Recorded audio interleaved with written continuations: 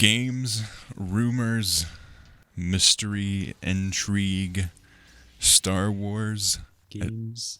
It's all here. This word association. It is. It's Absolutely all is. here. It's all part of the Star Wars gaming community. What Lucasfilm is doing is harder to tell than what the dark side is doing most of the time, especially when it comes to games. Yeah, for sure. We could be getting 1 million games in 1 year with delays and rumored games coming out, or we could get 0 for the next 10 years. Who knows? The mystery revolves around everything, just like the dark side in the prequels. Welcome to Uplink. So first off, let's talk a bit about the rumor that you just covered on your channel with the Ubisoft game. We're going to be talking a bit about the world of rumors. You have cemented yourself as the rumor guy in the Star Wars community in terms of reliable rumor coverage. I'd like to hope so. I know there's quite a few other people cover rumors, but some people take them a bit like, I'm not going to name any names because it's just not nice, but some people take them a bit far. Some, other people are also reliable, which is really nice. But I just think with rumors, like we've had just since January, we've had so many, and I want to be that person who is reliable. I don't want to clickbait people for the sake of views or insane growth. Rumors are always really interesting to talk about, and throughout Battlefront, we had like some info, and he was leaking stuff, and I think rumors are really interesting to talk about because I can't prove any of them right or wrong. Some of them may sound absolutely ridiculous, but sometimes it's the ridiculous things that are true. And Yep. With the Ubisoft one, it was like this person went on a date with someone. It's like, well, yeah, that sounds really fishy, but it's entirely possible, so it's hard to say what's right or wrong. But the thing for me is just I want to cover them with almost a neutral view. Like, I'll say my opinion on it, I'll say it sounds ridiculous, or I'll say it sounds somewhat believable, but at the end of the day, I just think it's really fun to talk about these things that could potentially be coming and whether or not I'd like to see them, really. Definitely. Everything with gaming, it's an industry that is very conducive to leaks. They're pretty popular in the world of even versus something like music or movies. Game leaks are a lot more prolific than something along those other industry lines. And one thing, the team is working on them. They're just so huge, from QA testers to all the way up to the design directors. Like, there's a lot of people in between those to make the games that we play on the caliber of Star Wars.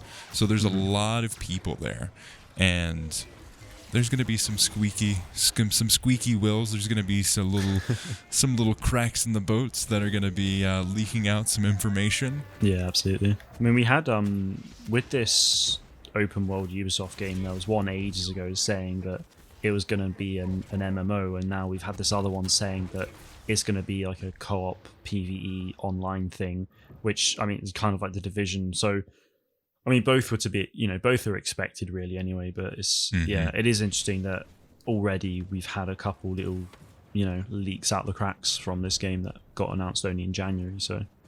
Yeah, exactly. There's been a lot of different news and a lot of different leaks.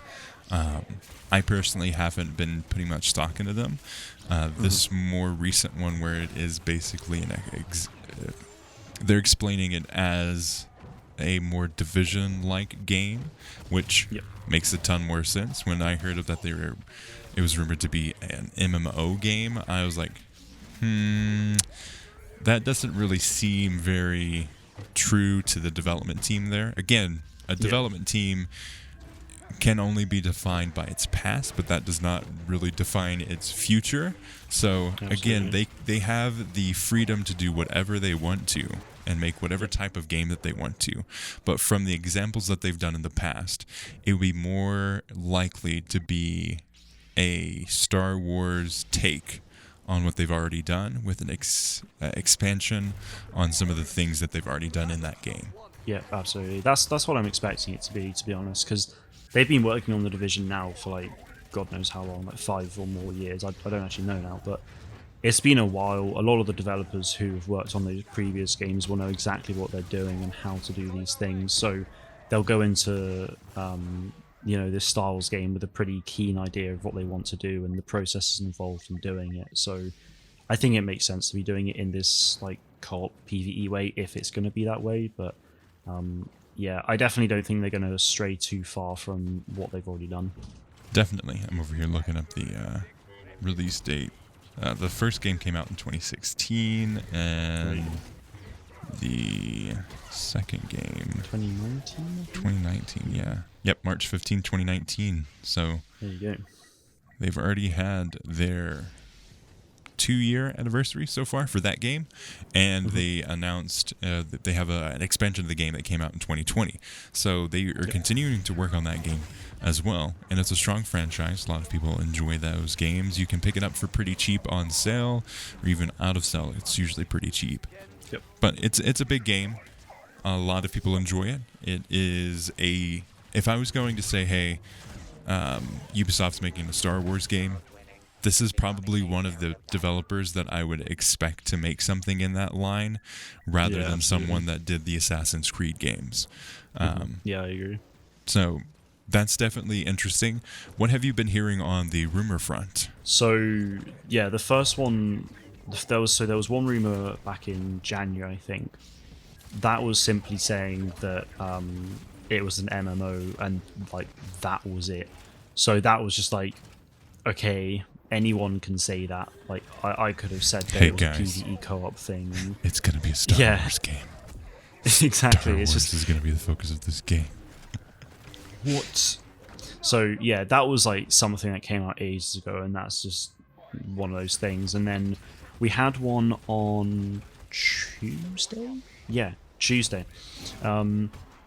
So I was at uni. I got home, just started having my lunch, went on Reddit as I usually do to check the gaming leaks and rumors Reddit, and I saw this massive essay of a rumor for the massive entertainment game. Obviously, the people working on this Ubisoft Star Wars game, and I had a browse through it, and there was some pretty interesting stuff. Some of it's just, I mean, to be honest, all of it could obviously be made up, but it's one of those things that it's so long and concise that like anyone posting that would have probably spent a good, decent amount of time working on it for basically no reward. Like these people who post on this Reddit, like it's not like they're gonna get anything out of it. It's one of those things, and especially when they're so long, it's just like, why have you wasted your time if it's fake? And everyone will go and blast that, oh, it's fake, or it's just like, oh, trust me, bro. But I don't know. I don't really like to take that approach. Really, I just,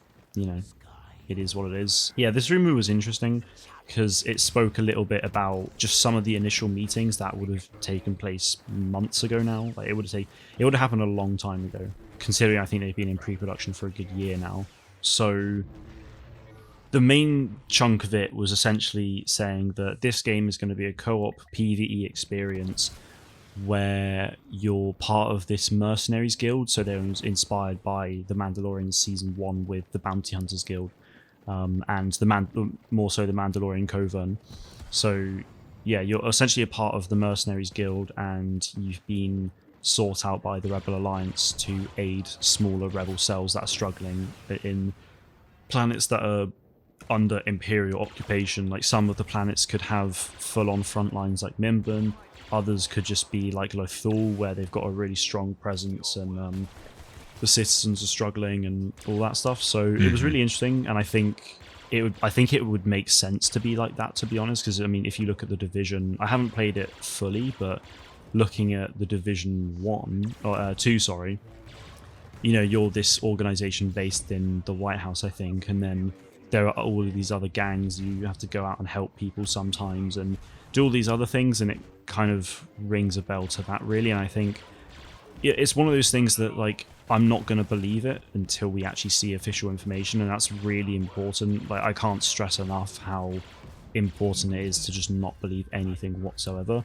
Like, talk about it, discuss it, but don't believe it and base all your hopes on it, because obviously if it ends up being false, then you're gonna be soul destroyed. What the heck, man? I saw this rumor of this guy went on a date, and his date's girlfriend's brother, cousin, uncle said that the game is going to be the biggest game. It's going to be life-size to scale Star Wars universe. And you're telling me that if it doesn't come out, what are you talking about? How could they lie? Exactly. All jokes aside, though, this rumor is pretty what we've been talking about in the past and what we've had discussions on. This is kind of what we've expected. So it could be just, hey, this is what everyone's been expecting, so I'm going to make a post on Reddit and just really lean into that.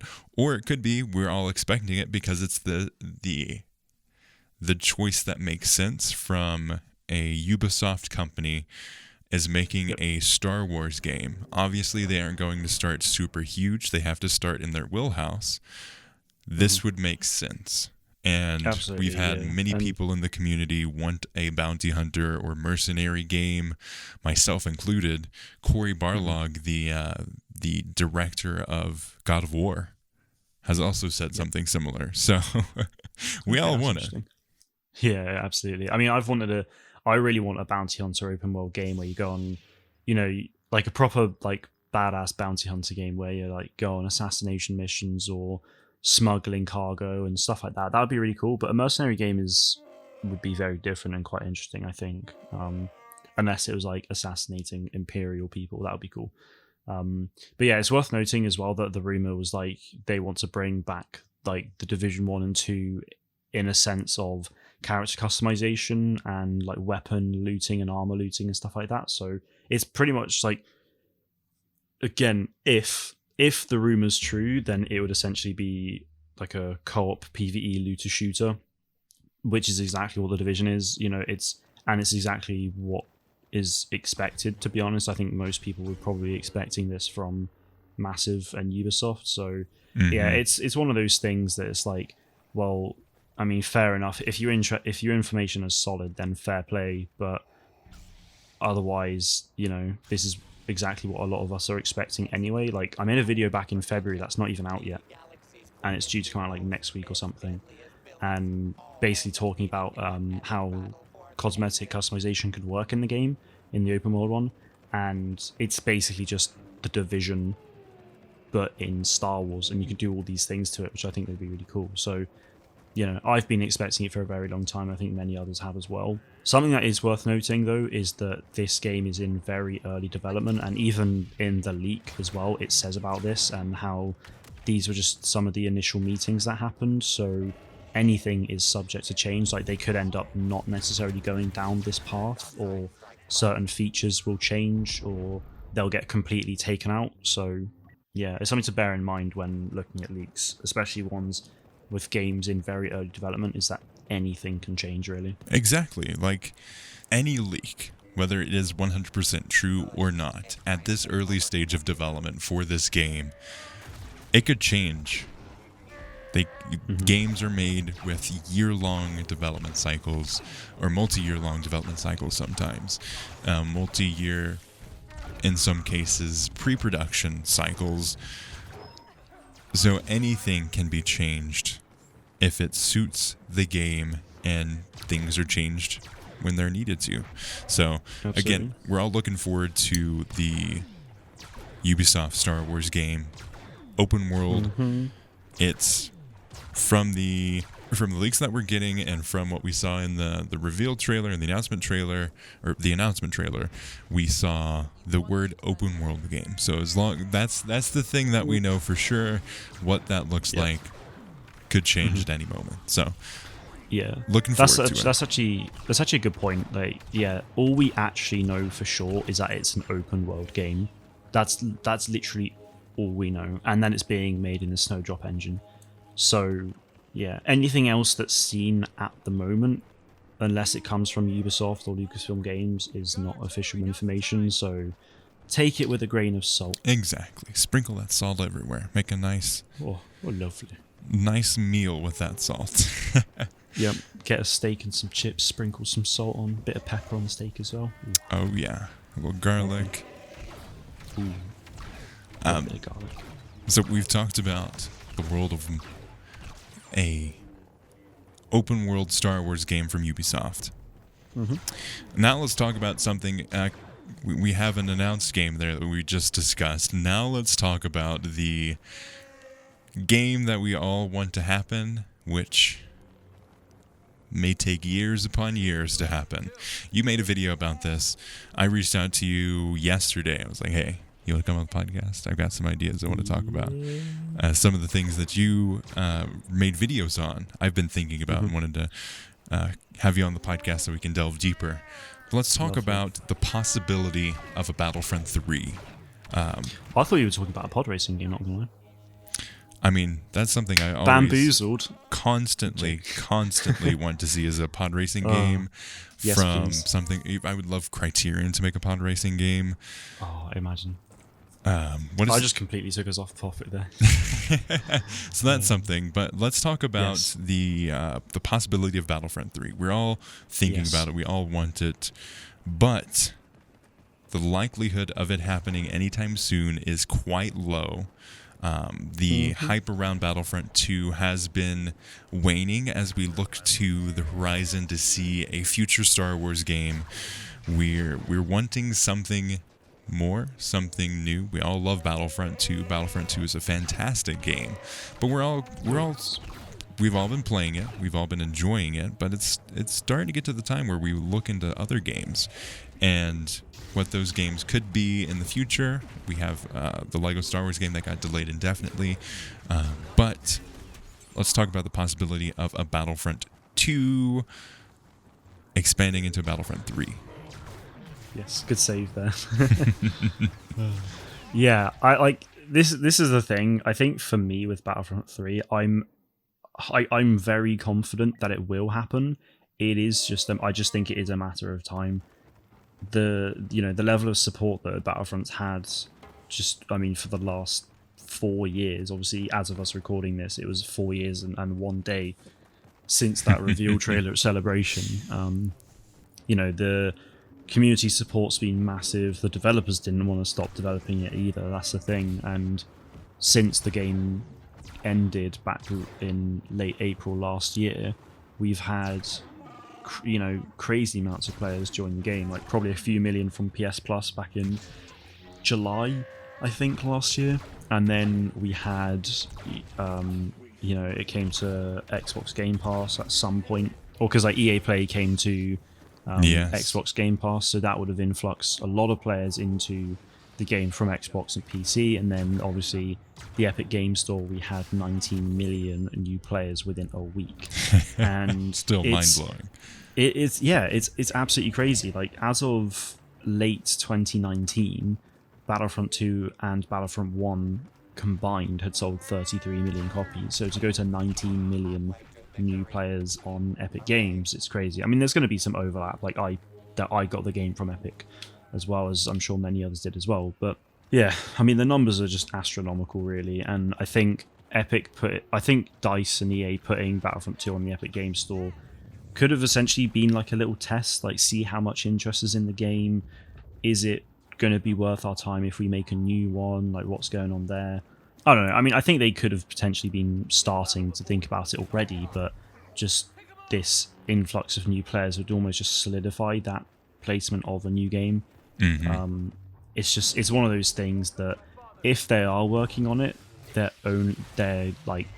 a small team right now, going through some. They're a glint in the wink of an eye, and early- the developers at whatever development company. Yeah, it's one of those things that, like, Battlefield 6 is coming out later this year. It's entirely possible that a small team at DICE has maybe moved over to Battlefront 3, like very small team. It's not impossible, and gaps could easily have been filled in Battlefield. So if it does come out, which I'm absolutely confident it will, it'll be 2024 probably, like late 23 or early or like mid to late 2024, I think. It's just, when's it going to be announced? I think the biggest question for me is just, when will it be announced? And there's loads of possibilities for that, but there's one in particular that I think is the best time for it, really. So, question for you. Obviously, from our point of view, it's all about the point of view, certain points of views. From our point of view, we see it as a 100% thing. At some point in the future, we will get another Battlefront game, whether that's a reboot of the franchise, whether that's in a continuation of the franchise. We expect it to be 100%. This thing is for sure going to happen. But question for you: why do we see that? I mean, we've talked about it a little bit. You've mentioned it there, but let's hammer down on why we think Battlefront 3 will eventually happen. It's an excellent question, and one which I've got two main things. So one of it is kind of what I alluded to with that long segment there, is in that community support, and the community reaction over the last few years has been immense. And when Battlefront ended, there was that whole Save Battlefront 2 petition, which obviously we knew wasn't going to do anything, but considering the shut down Battlefront 2 petition, which got a lot more involvement, didn't do anything to stop the game from coming out. Yeah, exactly. So it's just, it's one of those things that it got 117,000 people to sign it, and then we had all these massive influxes of players post end of support. So the community is there, the interest is there, and if they make a third game, then there's going to be a lot of support for that. And I think that's also why they need to announce it very soon, because then interest is there in the long term, not a lot of people going away from the game to then maybe come back later on. So that's one thing, the community and the amount of interest in the game is the main thing. But then the next thing is just the sheer amount of Star Wars content we're getting. Imagine having shows like The Bad Batch, The Mandalorian, Rangers of the New Republic, Ahsoka, God knows what else. All of these shows we've had announced thus far, and all of the shows that will come in the future. Imagine having all of that incredible visual content not being put into this massive flagship game that covers as much as it can. That's one of the things for me. Just, it would be perfect. So let's go in a little bit deeper into that. So first, let me ask you, what is Battlefront to you? Wow. Get right to the point here. That hits me hard. Battlefront for me, it was a massive part of my childhood, and over the last 5-6 years, it's not been absolutely everything. But it's been I've got other things in life, but it's been a huge part of my life, and it's what inspired me to pursue a creative career. I mean, it's why I've been doing YouTube for the last 3 years. It's why I'm now currently studying video games and virtual production and everything at university. It's why I did it in college. It's one of those things. I mean, I absolutely love Star Wars and I love video games, and having those two things combined into this big game that has all the favorite characters from all parts of the universe, and being able to play on that it's an absolutely incredible experience for any Star Wars fan. I mean, even if you don't like the gameplay or you don't like a certain character, you can go onto any map, you can go onto a bunch of maps from these films and you'll recognize things. And you'll be like, oh my God, that's that from this part of Star Wars. And it's amazing, So correct me if I'm wrong. What Battlefront is to you as a game is the scope of the Battlefront or the Star Wars universe, something that you can delve into the small trooper side of things to the large heroes of the Battlefront side of things. Mm-hmm. Yeah, Battlefront has always been this large scale game. Look at the classic Battlefront with Clone Wars and Rebellion stuff before Revenge of the Sith, and Battlefront 2 came out a year later, and included Revenge of the Sith, Phase 1, Phase 2. It was large scale, action packed, and then we had an original trilogy focus, but it was still, still large scale, Walker Assault Supremacy, and then Battlefront 2, all eras, everything whammied into it. It was just, it's large scale. It's an experience that anyone can pick up because there's everything. I mean, yeah, there's small trooper modes, there's large trooper modes, vehicle combat in terms of both starfighters and tanks and walkers and things like that, and then there's also the hero mode. So yeah, I mean, it just feels like one of those games that's got something for everyone, really, and that is just incredible, really. And to not have a game like that getting support with all of this new Star Wars content coming out just baffles me, really. Mm-hmm. Oh, definitely. Another hard-hitting question for you. Why does it have to be Battlefront? How would you feel if they were like, okay, instead of Battlefront, we're going to have Star Wars Warzone? Example. Not necessarily a Star Wars version of Warzone, but like just Star Wars word for Battlefield or Battlefront or something else. But it is a large-scale first and third-person shooter based in the Star Wars universe. Yeah, I mean, it doesn't have to be Battlefront. It's just Battlefront has that history, that the connection with everyone. I mean, someone who has never played the DICE Battlefronts might see this new game come out that's titled Battlefront, and they might be like, oh, actually, I haven't played these other ones.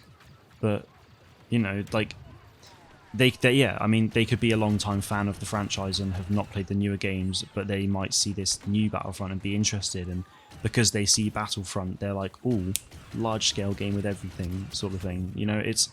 It has a history for a lot of people in the community, even those that aren't in the community. A lot of people know what Battlefront is, and if you launch a large-scale first-person, third-person Star Wars shooter game anyway, like, it's gonna do well, and many people will love it. Like, it doesn't have to absolutely be Battlefront, but it's just the history that Battlefront holds, which I think is what's really, like, important and nice to see. Like, when DICE first announced Battlefront 2015, people saw Star Wars Battlefront, and because that title Battlefront was there, you kind of know what's coming, and if they were like, oh, Star Wars Warzone, as you said, like, that's not got any history behind it, you don't really know what to expect, you're going to be a bit wary on it maybe, but yeah, so like, it doesn't have to be, but it's just that history that Battlefront holds, really, I think is important.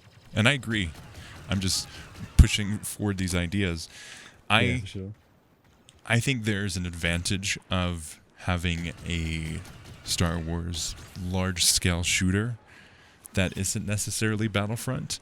But like you said, if it's already doing these things Battlefront does, what really sets it apart from Battlefront? And why isn't it just Battlefront? Yeah, exactly. It's like that Battlefront in itself is a franchise within Star Wars that everyone associates with large-scale warfare from the films. So if that's the game you're doing, but it's not called Battlefront, then it seems a bit weird. It's just like, well, isn't that just, as you said, it's just like, isn't that the Battlefront anyway? Like, what's going on? Yeah. Might as well just make that Battlefront 3. Exactly. Do it. I too expect there to be a Battlefront 3, or a continuation of the series at least, whether it's just Battlefront or what have you. I would love to see that again, like we've talked about before, and like we've had a whole episode on. Definitely, if you have not heard that, go back to listen to it. But we talked about a small scale shooter. I personally would love a small scale shooter. That's still absolutely been in the rumor mill. Hasn't been as frequently as it was before, but those are still. I've not heard there. anything for a while. Neither have I. So we'll see if that comes out of it. See what that is. Maybe the ones that we were hearing was actually Star Wars Hunters. I mean, it's entirely possible. I think some people have been like, oh, maybe it is, but a lot of the rumors are saying small scale shooter from EA, and Star Wars Hunters is exactly. Not from EA, so and that's what I heard was we're gonna get a small scale shooter from EA. but Exactly. we'll see. We'll see what happens. If we there. are, it'll be announced within the next month and a half to 2 months. So Exactly. we'll find out And soon. something, I was having a conversation with Azatru last episode, and we're talking about the effect that COVID has had on video game production. Warner Brothers been hit really hard with its production teams. Travelers Tales as well, which is a subset of Warner Brothers. And these teams are struggling with the work from home move, as a lot of people are. And we could have seen more Star Wars games that were slotted for 2021 or even 2020 that were disrupted on their schedule to get released anytime soon. They got pushed to work from home. They had to rework how they work. And we're not going to see that until 2022, 2023.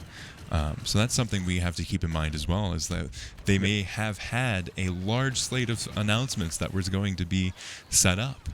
There was a tweet from someone in the gaming community, someone who works a lot with IGN. I don't think they're necessarily with IGN, but they work a lot with them. And he's like, okay, we're getting ready to start getting the hype train for E3, but don't expect anything huge. Don't expect anything at all huge in the world of gaming to be announced at E3, because COVID has done so much to the whole landscape. Yeah, exactly. It's going to be an interesting year, that's for sure. I don't think we'll get anything. But I think we'll get a few like really cool announcements, but other things just won't necessarily be ready, or there'll be like the announcement scale will be toned down vastly because they don't have something ready. It could be like the Ubisoft game announcement. It would be like, hey, we're doing this. Yeah, they may have planned to have a gameplay trailer, but instead of a gameplay trailer, they're going to have a CG cinematic trailer. Or instead, they plan to have a CG cinematic trailer, but instead of that, they're going to just do an announcement trailer. Exactly. So there's a lot of things to consider in this new landscape of video game development. It's crazy. Absolutely. It's wild. It is, yeah. Especially with something like the Lego Star Wars Complete Saga, or not Complete Saga, the Skywalker Saga.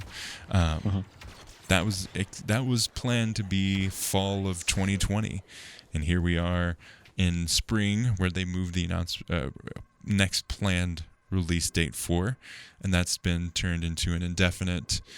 It'll come out when it comes out, and that's just one of the example, and that's an announced example, and the ones that we're waiting for haven't even been announced, so we'll see.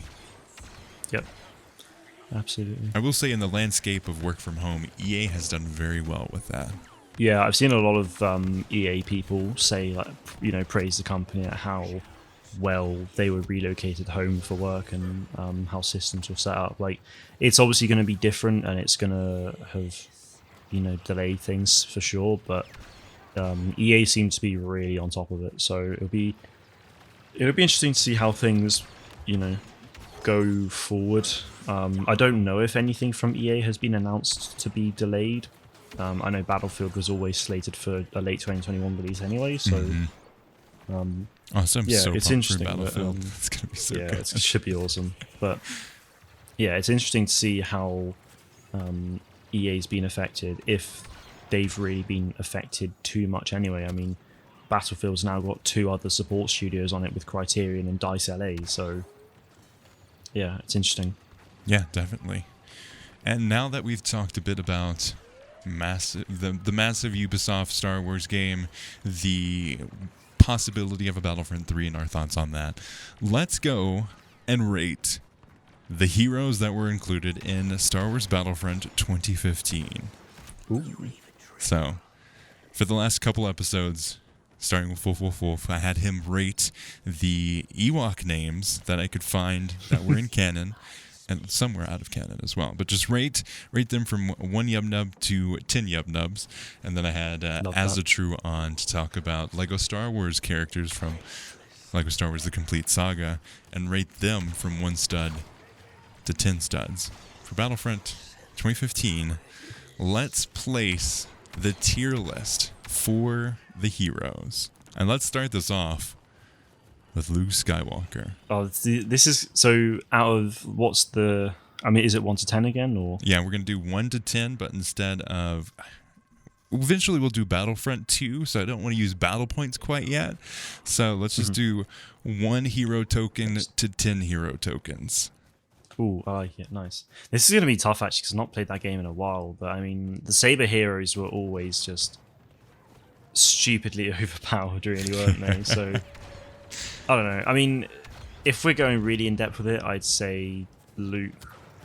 I don't know. I feel like, for me, Luke was an 8, probably, because, you know, he was always a lot of fun to play, one-hit kills, all that stuff. But just the swinging and the jumping and just, yeah, it was... The controlling was a bit clunky in terms of hitting, so for that reason it comes down to an 8. But okay, yeah.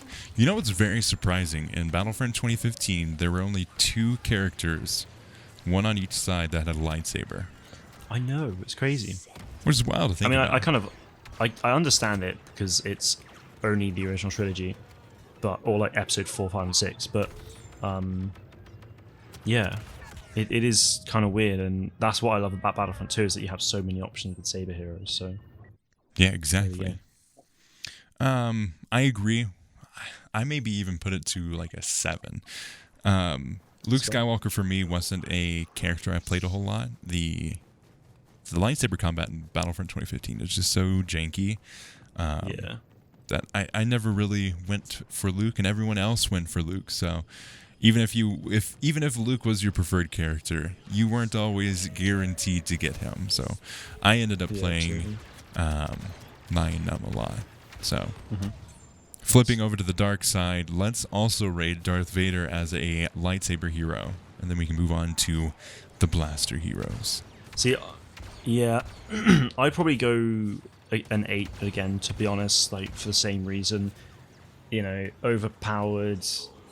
One-hit kills, all that stuff.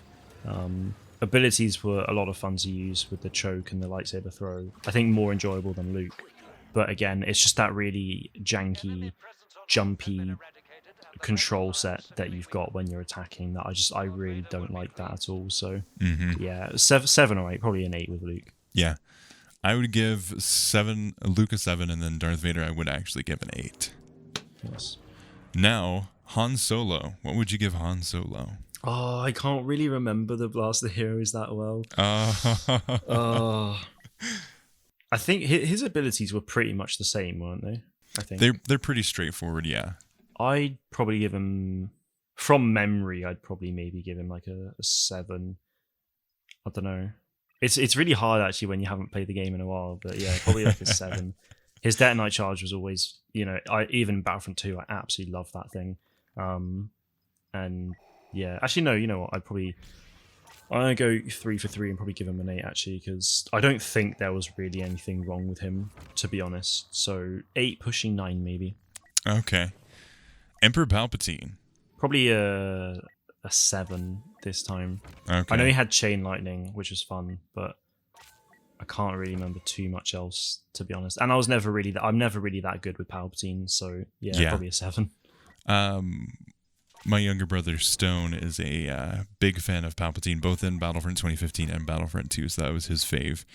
Always playing Palpatine. I didn't play a whole bunch of him. When I did play, I had fun, but I had my go-to characters. Next up, this and then the next character. We'll just do them both together.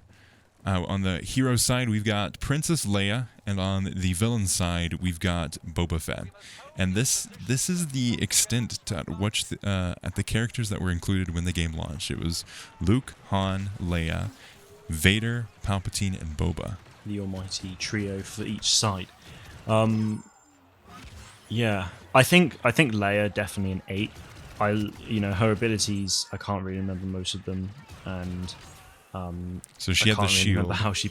Yeah, I know she had the shield, but and she could pop down the abilities. So the ability of tokens, she could pop those down for other people, as well as she had the bodyguards.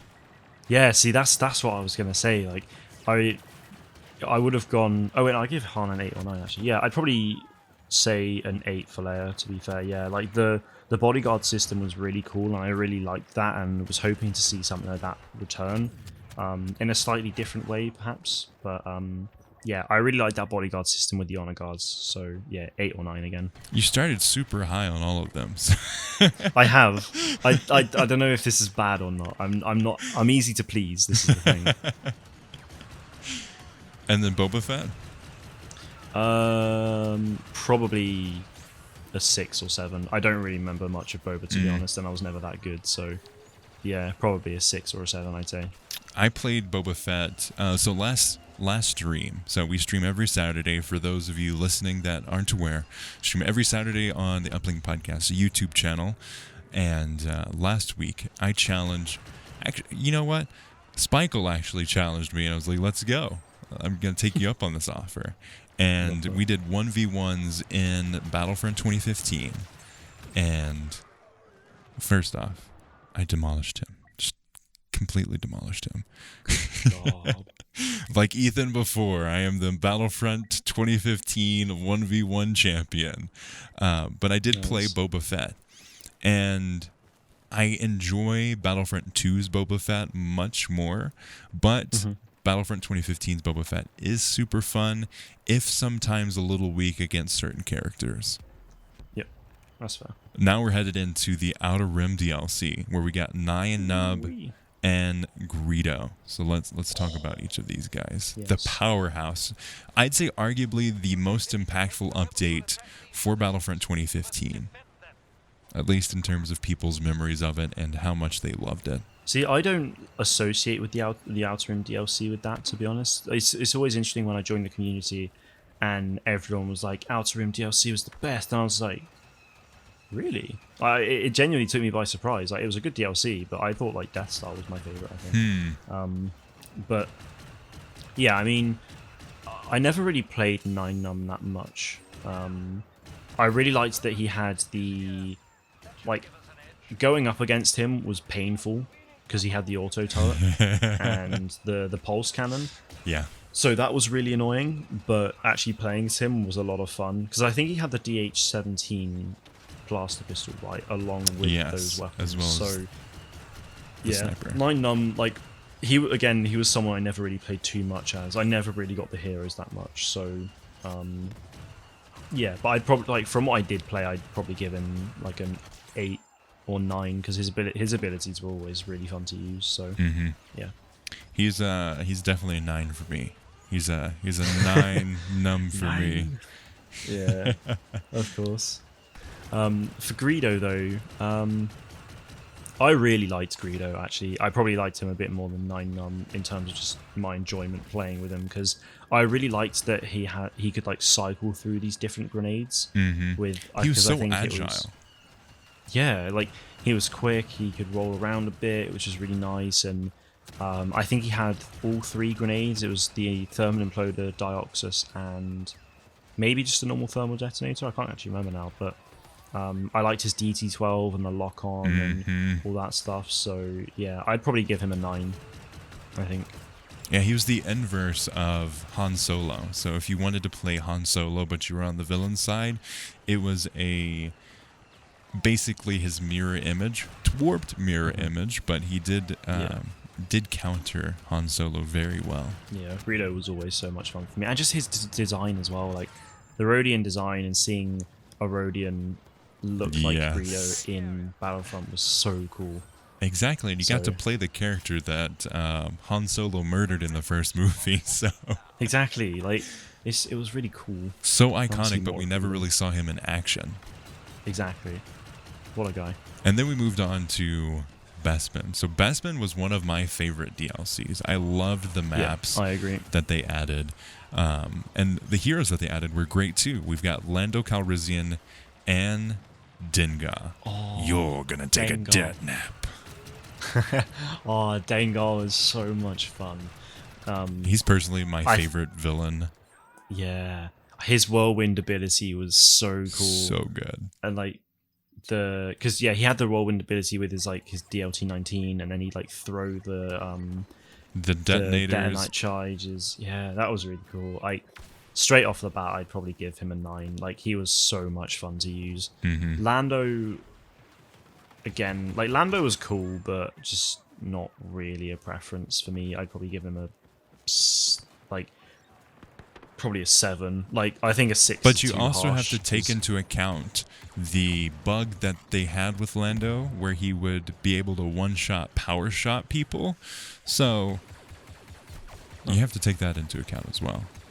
I never really encountered any issues like that, so I can't speak from experience, unfortunately. But yeah, I mean, like, Lando, even in Battlefront 2, like, I really love the fact that he's in the game, and sometimes I'll use him, but I've just never really been the biggest. I mean, I like his abilities, but they're not something that necessarily fit my playstyle sometimes. So yeah, I'd probably go for a solid 7 with Lando. Yeah. Lando was one of those characters. I think I prefer Lando in Battlefront 2015 more than I do Battlefront 2, but never really my go-to. Unless it was with the glitch with the power shot, because that was just super fun to mess with people. Yeah, just, oh my god, the rages. Exactly. And then the Death Star DLC. So Bespin and Death Star are probably the ones that are tied for my most favorite, because we had the expansion of a more dedicated focus on the space combat. I loved the different transitional mode of the Death Star DLC. Yeah, that was so fun. And I think that's part of why I love Galactic Assault so much, is that it sort of reminds me of back then, like with was it Infiltration? No, that was Rogue One. Battle Station, it was called. You know, so yeah, destroying a Star Destroyer was fun, but then rescuing R2 and coming back and then doing the trench run was iconic. And It was so good. Yeah, that was amazing. The heroes for me were, like, Chewie was very lackluster in my opinion. Oh, you can't do my boy like that. I'm sorry. he was really cool. Like, it was awesome to have him in the game. I mean, he looked a bit dodgy. Yeah, he looks cell-shaded. Yeah, exactly. He really does, yeah. So, yeah, I mean, Chewie didn't look great because of limitations with the engine, I think. So, like, I mean, I get it. Yeah, so he didn't look great. And I never really played as him that much, so I'd probably give him a 6, to be honest. Oof. This is probably quite harsh. That's rough, man. That's rough. Yeah. I'd probably give Bosk a 7, though. I really like Bosk. Bosk was so good. Bosk so good. consistently in both Battlefront 2015 and Battlefront 2, just a super solid character. Actually, maybe I'd give him an 8. I feel like my rankings are probably going to annoy people. Be like, I'm never watching this guy again. It's like, fair enough. I love Chewbacca. He was one of my favorite characters. Him and Nine Numb, I would go in between. Those were my two favorite characters. Bosk, though, on the villain side, such a powerful character. Super good in most situations in both Battlefront 2015 and Battlefront 2. So I'd probably give him probably an 8.5. Chewbacca probably an 8. That's fair. They were moving on to the Rogue One DLC.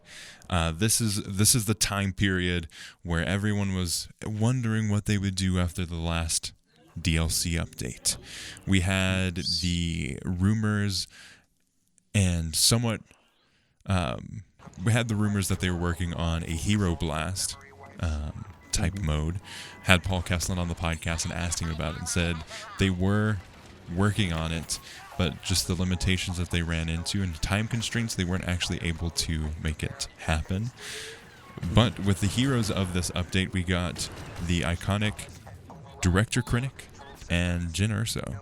I really liked Jyn a lot, actually. Like, her abilities weren't, like, crazy, but I really liked that you could just have the attachments on the gun that changed them around, and you could essentially play Jyn in multiple play styles.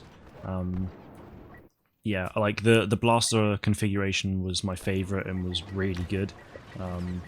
But I liked the fact that you could turn into a sniper as well, or just go with the blaster pistol or like the ion launch. Like, you could pretty much play anything, like short range, medium range, long range, vehicle defense. Like, Jyn was a really solid all-round hero that I really enjoyed playing, so probably give her an 8.5. Get in there. Excellent. What about Director Krennic? Krennic was...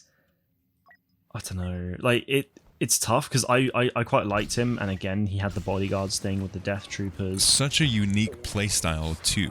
Very very like defense tower hero character. Like you'd set up in a location and you'd be able to move around this specific location because he had the shield ability. He had the little droid guy that would follow him around with spearing a Dioxys cloud around him. He had these I thought that was really cool. support characters and the Death Troopers.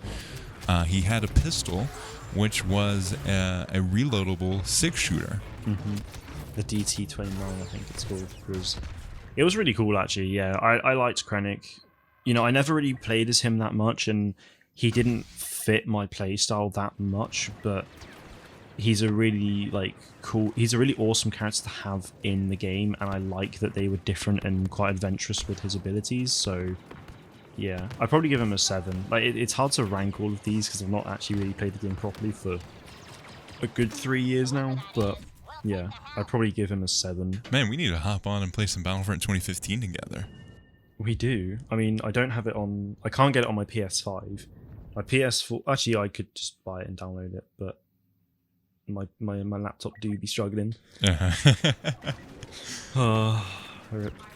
So there we go. We have the ranking of the Star Wars Battlefront 2015 hero characters, both heroes and villains, as well as a kind of like a little history guide into the world of Star Wars Battlefront 2015. That was the game. I have so much nostalgia for Battlefront 2015. I love that game. Going over those heroes just takes me back to so many different moments as well. Like my favorite moment from like the Outer Rim DLC, it was me, my brother, and his friend. We were all over two PS4s set up, and we'd be alternating, which was really fun. Bespin was I was playing the new DLC whilst watching Star Wars HQ interview Dennis Branville about it. Like that was really cool, and it's just loads of nostalgia and memories for that. It was a good game. Met many a friend in that era, and jump-started the Battlefront podcast, and cemented us into the world of Star Wars gaming. Such a great time. We didn't have a Battlefront. We didn't have a PS4 or next-gen console that wasn't a Wii U until Battlefront 2015 came out. We bought the Darth Vader edition PS4, and that day I remember filming an unboxing of the PS4 and then immediately running and loading up Battlefront 2015 so we could update it. While it was updating, we played. It was me and my brothers, and we were all hopping into the versus mode, and we'd go through and play 1v1 heroes, and we'd switch out and just try to play as many of the heroes as possible. Yeah, that's awesome. That was awesome. Playing split screen as well. Yes. Love it. Excellent. So, there we go. Thank you so much for coming on the podcast. This was an absolute blast. Always a pleasure, my friend. Always a pleasure.